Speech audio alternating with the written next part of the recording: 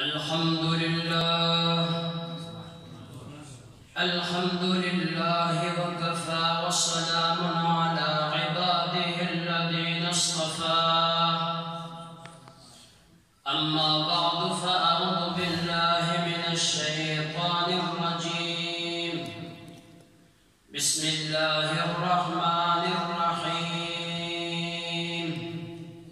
محمد رسول الله والذين معه أشداء على الكفار رحماء بينهم تراهم ركعا سجدا الآية صدق الله العظيم.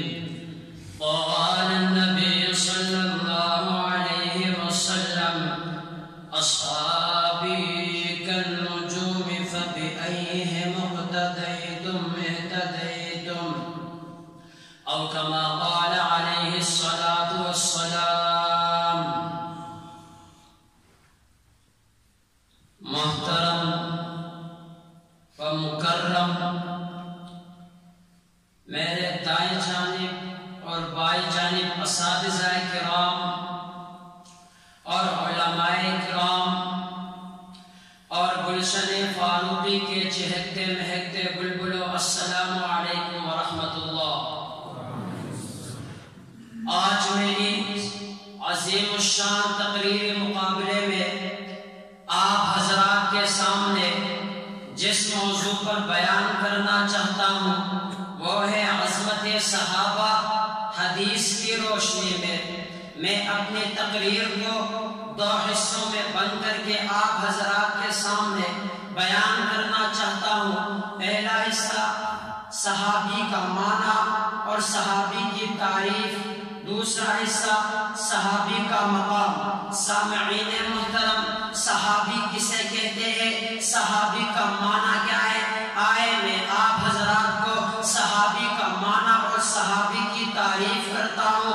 لغت والے صحابی کا معنی کرتے ہیں ساتھی، دوست، ہمنشین وغیرہ، اور اصطلاح شرع میں صحابی کی تعریف یہ ہے هم الذين أدركوا صحبة النبي صلى الله عليه وسلم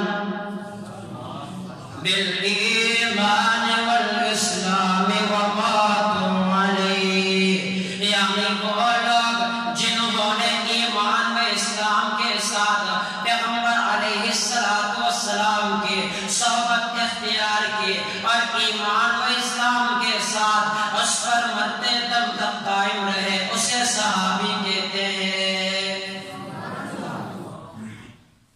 سامعین محترم، دوسرا حصہ میرا یہ ہے صحابی کا مقام بلند کیوں تھا، صحابی کا مرتبہ بلند کیوں تھا. آئے وہ بھی میں آپ حضرات کے سامنے بیان کرتا ہوں کہ صحابی کا مقام اس لیے بلند تھا کہ انہیں صحبت رسول مل گئی، نسبت رسول مل گئی.